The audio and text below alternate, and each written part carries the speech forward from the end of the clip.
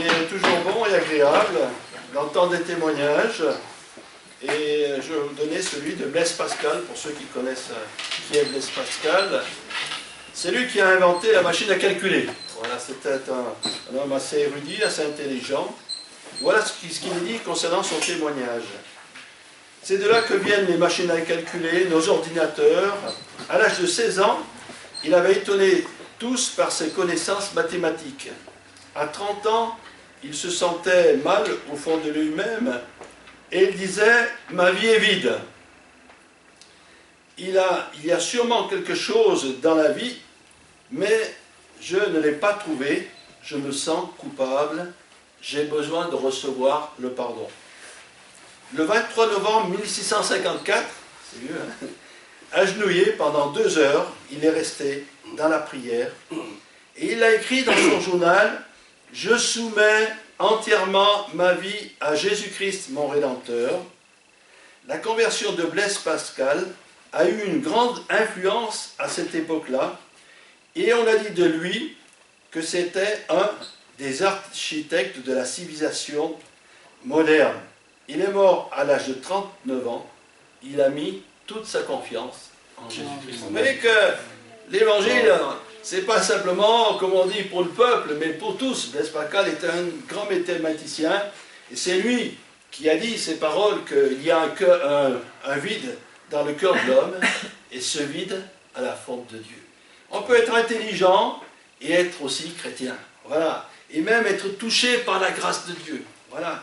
Et c'est sûr qu'en regardant les mathématiques, et j'ai lu un livre dernièrement qui nous parle justement des grands mathématiciens, lorsqu'ils contemplent la création, ils sont étonnés parce qu'ils font des calculs sur les atomes, sur les neutrons, les protons, les feutrons, enfin, tous les termes techniques, et ils font des grands calculs. Et dans ces calculs, eh bien, si on change simplement, au bout du 20e chiffre, un chiffre, ça détruit tout le système. Et tout est en harmonie, et il est impossible aujourd'hui pour un vrai scientifique de dire que Dieu n'existe pas. On m'a prêté un livre qui s'appelle donc la pensée de Dieu, et tous ces scientifiques sont arrivés à la conclusion qu'il fallait une pensée pour créer tout ce monde. Voilà. C'est vrai qu'il y a eu notre Dieu qui a pensé à ce monde et qui a pensé pour nous, et aujourd'hui encore, eh bien c'est la bonne nouvelle que le Seigneur veut nous accorder. Alors, on va ouvrir la parole de Dieu dans Matthieu chapitre 13. Voilà, on va retrouver bien sûr les paroles du Christ. Ce qui est important, comme pour Blaise Pascal, c'est de connaître Christ son Rédempteur, celui qui veut changer notre vie. Et dans ce chapitre 13, Jésus, il était là ce jour-là, et il dit qu'il y a une grande foule qui est venue vers lui. Donc lui, il est monté dans une barque, il a fait avancer un peu la barque, et puis il a enseigné la foule. Il dit dans plusieurs textes que c'est par beaucoup d'histoires, de paraboles, que Jésus annonçait les mystères du royaume de Dieu. Vous voyez que Jésus, il se met à notre portée. Il raconte à travers des histoires de tous les jours, des grandes vérités spirituelles. Et nous, on a besoin de ces vérités, n'est-ce pas, pour avoir la foi et avoir une espérance. Et ce jour-là, il a parlé de 8 histoires, 8 paraboles. On ne va pas toutes les lire, bien sûr, on va lire une simplement. Et on va s'arrêter, si vous voulez, au verset 44. Simplement 3 versets.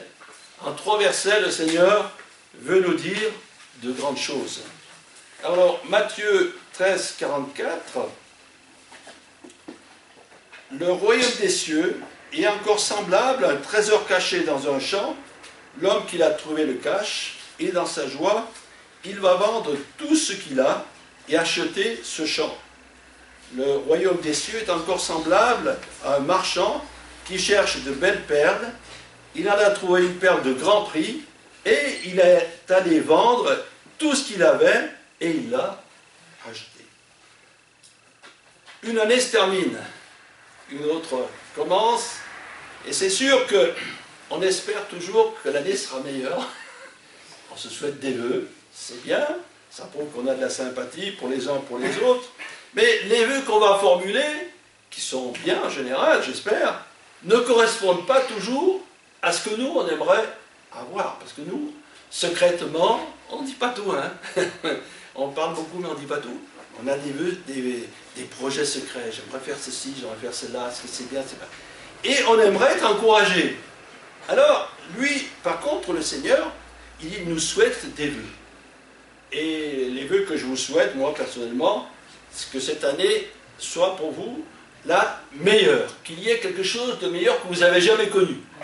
Alors, si je dis ça, certains pourront dire, oui, c'est bien, j'ai pas beaucoup d'argent, j'espère que je vais avoir une bonne somme d'argent, je vais l'acheter ci, je vais faire ça, bien, c'est bien de faire ça.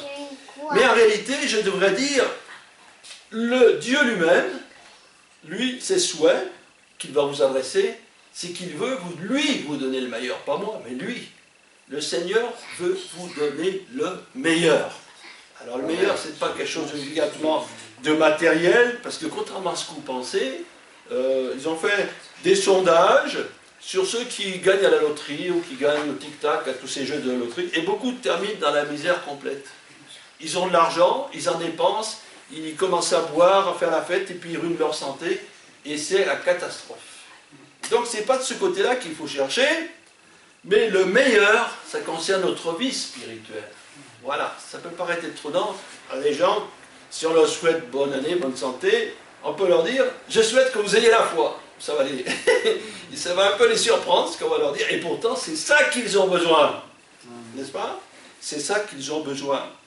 Alors, dans ces deux histoires, on peut les mettre en parallèle.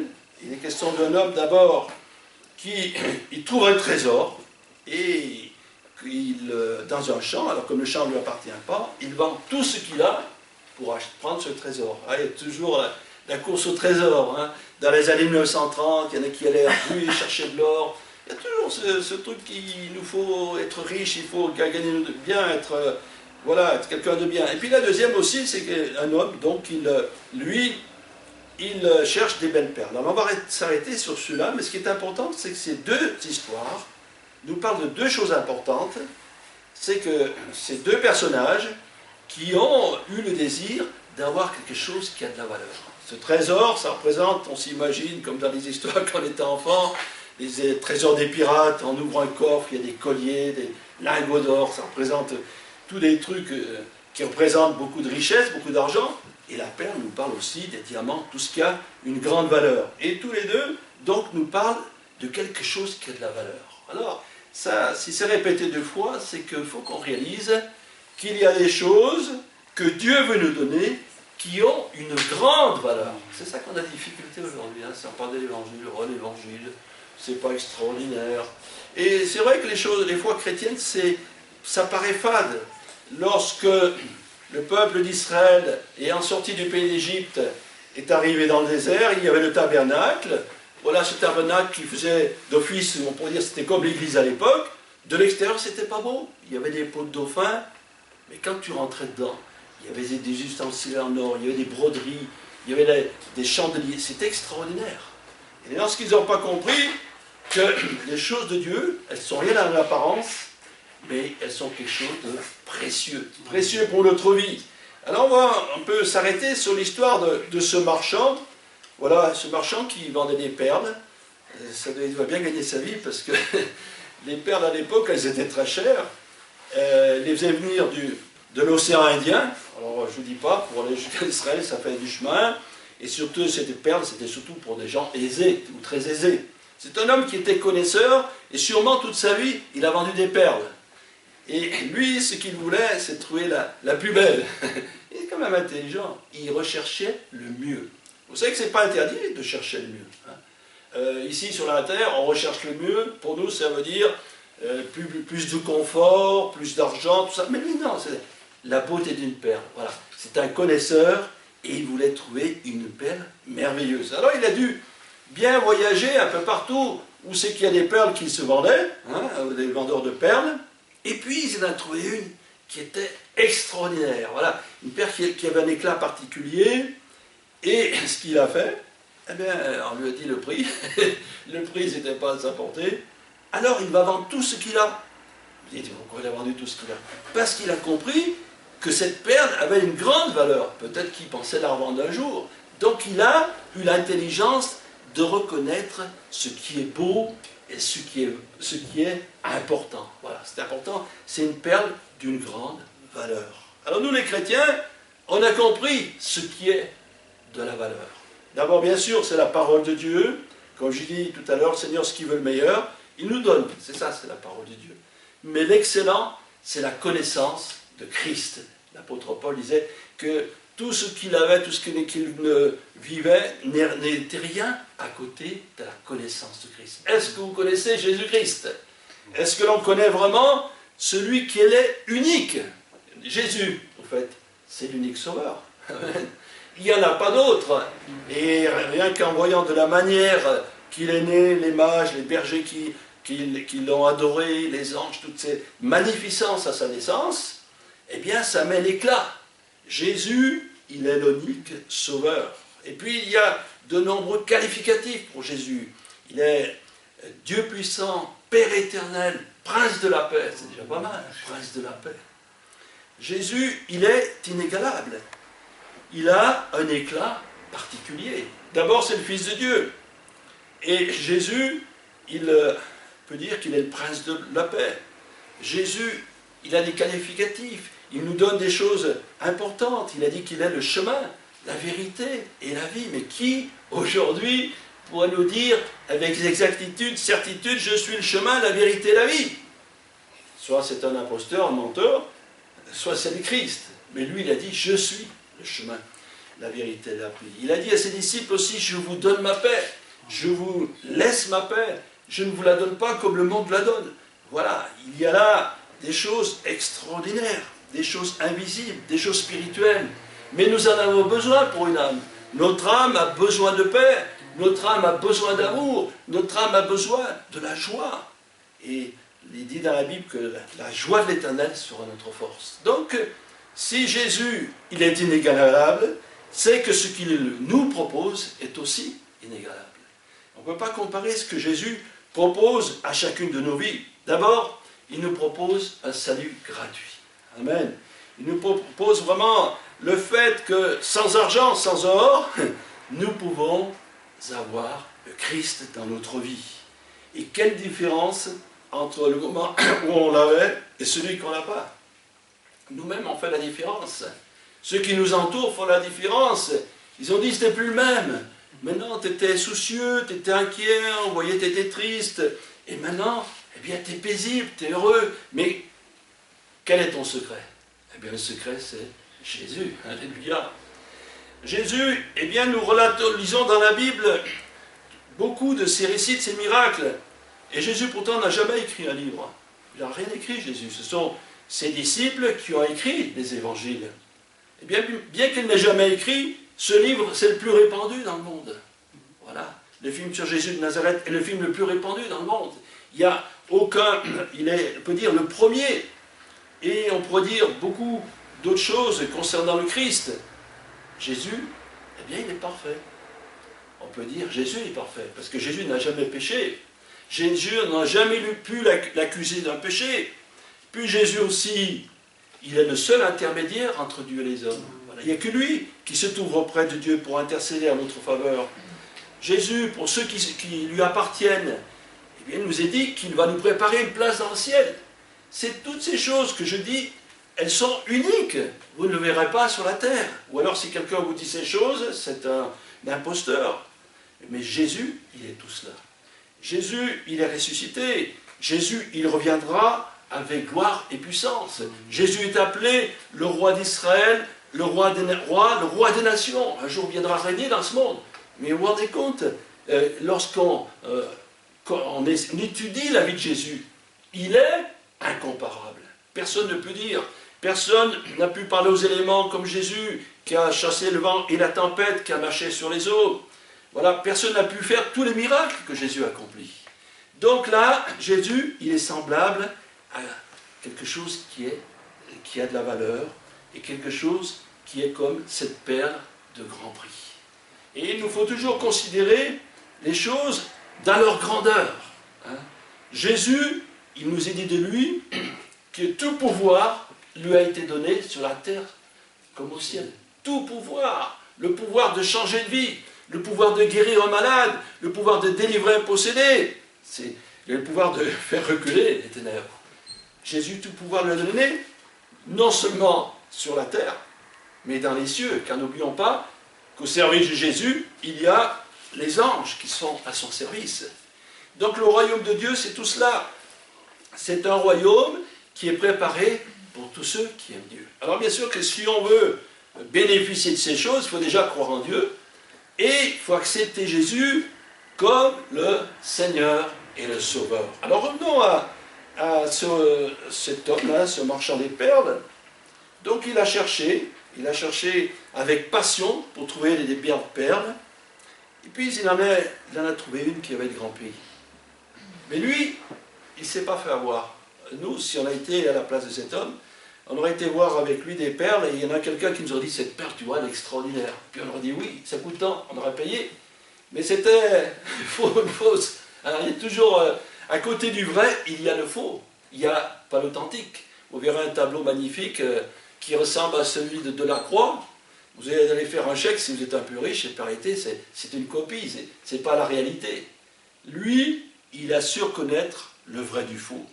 Et il faut toujours, aujourd'hui, on peut dire, dans le miroir, dans ce monde où il y a beaucoup de choses qui peuvent nous paraître bonnes, on va dire ça c'est très bien, mais je fonçais là-dedans. Et par exemple, aujourd'hui, c'est un peu la mode de partir dans certains pays, de faire son entreprise ou quelque chose. Allez, j'y vais, je fonce. Ça paraît très bien, et puis après quelques années, pouf, il n'y a plus rien. Alors on s'achète une belle maison, une belle piscine, tout va bien, puis on se rend compte qu'il y a beaucoup d'impôts à payer, et après toute la joie qu'on pouvait avoir pour ce qu'on a pu avoir disparaît. Il y a des miroirs aux alouettes, et le monde est plein de miroirs, il est plein de choses qui peuvent nous attirer, nous séduire. Mais par contre, lui, le Christ, eh bien lui, s'il nous attire, c'est que vraiment, il a une valeur essentielle. La valeur essentielle pour notre salut. Il est dit donc pour cet homme qui a pris cette belle perle, il a vendu tout ce qu'il avait. Vous savez, il y a une histoire dans la Bible, pour ceux qui connaissent la Bible, de ce jeune homme riche. Voilà un jeune homme qui, lui, il avait vu les vraies valeurs. Il aimait les commandements de Dieu, il les suivait, approximativement, comme il pouvait, et Jésus, dans un texte, il est dit qu'il l'aima. Il a vu ce jeune qui était sincère. Le problème, c'est qu'il était riche. Et Jésus lui a dit, ben c'est simple, si tu veux me suivre, vends tout ce que tu possèdes, donne-le aux pauvres, et tu auras un trésor dans le ciel. Et il est parti tout triste. Il était attaché à son argent. C'est ça qui l'a empêché de vraiment marcher dans les voies du Seigneur. Et là, remarquez que dans les deux histoires du trésor et de la perle du grand prix, il a fallu tout vendre pour posséder la chose magnifique. Eh bien, le Seigneur, il ne va pas nous demander de l'argent. Rassurez-vous, c'est gratuit. Mais par contre, il va nous demander à laisser certaines choses qui nous empêchent de s'approcher de lui. Pour le jeune homme riche, c'était l'argent. Pour d'autres, c'était la passion, tel vice. Il y en a, c'est l'argent, d'autres, c'est l'impureté, ou toutes sortes de choses qui prennent la première place dans cette vie. Eh bien, si nous voulons que Jésus vraiment agisse, transforme notre vie, il faut qu'il soit le premier. Et c'est vrai qu'il ne faut pas tout vendre, mais il faut tout laisser pour le suivre. Jésus a dit que celui qui veut être mon disciple, qu'il renonce à lui-même, qu'il se charge de sa croix et qu'il me suive. Il y a des conditions pour venir à Christ. Or, on n'est pas obligé de vivre dans la pauvreté, il y en a qui l'ont fait, hein, comme Pierre Valdo, on peut le faire, mais laisser les choses qui accaparent notre cœur. Et si on est honnête, on a tous des petites choses, hein. On aime bien le Seigneur parfois, mais on aime autre chose. C'est pas toujours le Seigneur qui est en premier. Or, là, il faut qu'il soit le premier. Jésus veut être le premier dans ma vie pour la simple raison que s'il n'est pas le premier, il ne pourra pas changer ma vie. Et l'excellence, comme j'ai dit tout à l'heure, ce que Dieu veut pour vous, des choses excellentes, c'est que le Seigneur veut transformer notre vie. Il ne veut pas se contenter de petits raccommodages. Ouais, un petit peu, on arrange un peu. Non! Jésus, il dit dans la parole de Dieu que celui qui est en Christ est une nouvelle créature. Est-ce que nous voulons bien, que Jésus change notre vie? Voilà. Est-ce que nous voulons vraiment avoir la foi, l'espérance? Est-ce que nous voulons être délivrés de certaines passions, certaines choses? Eh bien, c'est possible en Jésus-Christ. Et l'excellence de Jésus-Christ, bien que ce ne soit pas quelque chose qui soit agréable, c'est la croix. C'est à la croix que l'excellence. Parce qu'à la croix, eh bien, il a tout l'amour de Dieu qui est manifesté. À la croix, il y a nos péchés qui sont pris, là, à la croix du Calvaire. Est-ce qu'on réalise l'excellence? Que Jésus a pris nos péchés à la croix. Que Jésus a dit, Père, pardonne-leur car ils ne savent ce qu'ils font. Voilà. Eh bien, toutes ces choses excellentes, eh bien, nous devons les considérer dans leur juste valeur. Parce que c'est ça qui va changer ma vie. Et si je réfléchis un peu, parce que le monde aujourd'hui, il fait tout pour qu'on ne réfléchisse pas. Distraction, distraction, c'est pas aussi, activité, machin, télé, programme. Vous avez remarqué, dans nos médias, il n'y a jamais 5 minutes d'arrêt, hein, c'est toujours. Donc si on ne fait pas attention, on est complètement débranché de Dieu. Mais si on fait attention, on sait justement mettre les choses à leur juste place et réaliser qu'il est important d'avoir une communion avec Dieu. Et Jésus, eh bien, nous a dit qu'il a laissé appeler les serments. Et l'excellence, c'est que j'ai pu être en communion avec le Seigneur. L'excellence, c'est que je peux être un ami avec Jésus. Oh, c'est formidable! Vous vous rendez compte? Nous, oui, nous, qu'on soit des amis de Jésus, on ne mérite pas, quand même. Jésus, le Seigneur, le Sauveur, sans péché, qui veut être notre ami? Eh oui, il veut être notre ami. Et ça, c'est un ami excellent. Parce que lui, il nous connaît parfaitement. Il sait tous nos problèmes, qu'on ne va pas lui dire, mais lui, il le sait déjà. Il a déjà la solution. Je vous dis, si vous avez des problèmes, que vous êtes surtout, si vous êtes au Seigneur, sachez que Jésus a déjà la solution. Il faut lui faire confiance. Hein. Et il est là pour nous parler durement? Non, Jésus ne parlait pas durement. Et même lorsqu'il a repris les scribes et les pharisiens, c'était toujours pour leur montrer leurs erreurs, mais pour les amener aussi à se repentir. Et d'ailleurs, même s'ils se sont ligués contre lui, même s'ils l'ont livré, qu'ils l'ont cloué à la croix, il ne faut pas oublier, quand on lit l'Écriture, que beaucoup de sacrificateurs et des scribes se sont convertis. Ils ont mis du temps, mais ils ont compris. Ils ont compris l'amour de Christ. Ils ont compris que Jésus est le Sauveur. L'excellence de Jésus. On va dire aussi dans ce que Jésus a dit lui-même, « Je suis la lumière du monde ». Et dans ce texte, on peut penser à cet autre texte qui dit que Dieu habite une lumière inaccessible. Tant sa sainteté est là, tant sa grâce est là, eh bien, on s'imagine déjà le ciel, un lieu où il y a une lumière extraordinaire. Mieux que l'éclat de cette perle. J'imagine que cette perle, ou un diamant, ça fait un éclat particulier. C'est peut-être pour ça qu'on reconnaît un éclat particulier. Eh bien, la Bible nous dit que Dieu habite une lumière inaccessible. Tant que sa lumière est pure, eh bien, Jésus est la lumière du monde. Et cette lumière qui vient de Dieu, il veut la mettre en nous. Il veut éclairer notre cœur. Il veut nous communiquer la foi. Il veut nous communiquer la vie. Qui dit la lumière, dit connaître la vérité. Qui dit la lumière, eh bien, être réchauffé dans son cœur. La lumière, ça réchauffe. Et Jésus réchauffe mon cœur. Il me donne de la vie. Il me donne de l'espoir. Il me donne vraiment une pensée qui est bonne et qui est différente. Oui, moi-même et puis chacun de nous qui a expérimenté l'amour de Dieu, on peut dire, Jésus m'a changé. Jésus m'a changé. J'étais comme ci, comme cela, et par la grâce, il a changé ma vie. Donc cette perle de grande pli, elle est étincelante, et elle nous parle aussi, on a parlé du royaume des cieux, le royaume de Dieu, c'est compliqué. Hein. Il y en a qui parlent du royaume dans certains qui viennent chez vous, etc. Qu'est-ce que c'est que ça? C'est un peu dire tout ce qui concerne, pour dire l'Église, ça fait partie du royaume de Dieu, les anges, ça fait partie du royaume de Dieu, tout ce qui un jour se retrouvera dans le ciel. Alors disons le royaume de Dieu, c'est tout ce qui un jour sera avec Jésus dans le paradis. Il y aura ceux qui ont rencontré Jésus-Christ, qui ont demandé pardon pour leurs péchés, il y aura les anges, il y aura Abraham, Isaac et Jacob, eh bien il y aura tout cela. Et donc ça c'est le royaume de Dieu.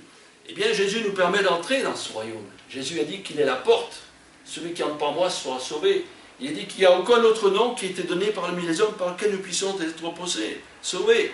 Voilà l'excellence de Jésus-Christ, comme il a dit à ses disciples, c'est qu'il nous prépare une place dans le ciel.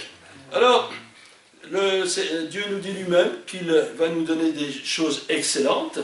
C'est à nous, à les vouloir maintenant. C'est un souhait que Dieu nous donne, mais lui, il nous souhaite des choses excellentes, mais il ne peut les faire. La différence, et cher ami, si tu veux te dire cette année, ben moi je veux que ma vie soit excellente. C'est ça? Accepte Jésus dans ton cœur et ta vie va changer et tu vas découvrir des choses qui sont extraordinaires. On ne peut pas expliquer. Ta vie va être changée, tu vas découvrir l'amour, la paix, la joie, et tu auras l'espérance d'être un jour avec ton Créateur. Amen.